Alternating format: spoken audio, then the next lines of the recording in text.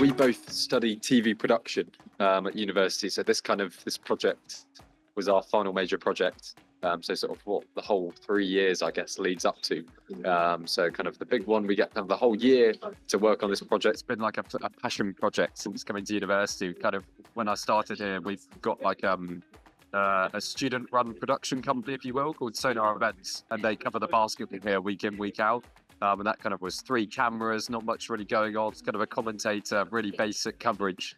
And sort of over the 3 years that I've been here, worked all together to kind of build that up and kind of build it to where it was for this project. And we thought for our final major project, let's go all out. We had 15 cameras, which was kind of crazy. We had a central gallery on the match side. So we're really lucky here, actually, that we've got a brand new sports complex with the basketball court in. Kind of we have all our infrastructure there anyway from when we do this week in, week out. The challenge was, how do we build in a studio into that? How do we link over to the studio? So the studio is in a totally different building. It's still on the same site, but it's a totally different building. You know, it's a 10-minute walk away. Yeah, that was the biggest challenge. When we first got our hands on Cuez, for me, the big thing was the time.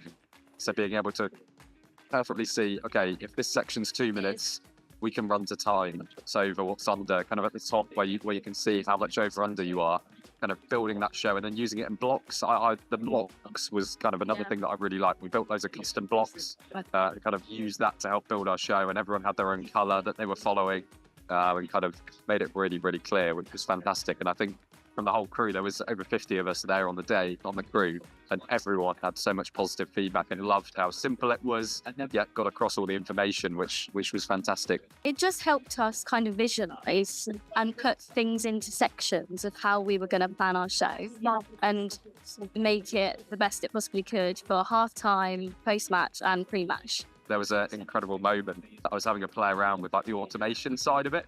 And kind of thinking about how we could link this in to our big LED wall. We built a custom like noodle on cubes, and when we would run through the running order, and the wall operator would click that and it would bring it all up on the wall, and they could send pictures from the match side and it would all come up. Oh, I was running around in excitement when we got it. It's so good to have. I don't genuinely believe we couldn't have been in depth and run the show to as time and as organised as it was without the system, because it just kept us in line throughout. It was so easy for me to keep track of things. I kind of spacebarred through my show and it helped me keep track of timings.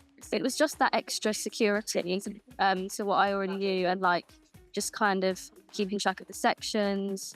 It just added to, again, that security of knowing that I was going to keep to the timings and not get it wrong, basically, because I was kind of stressed about my role as it was, but it was a great help.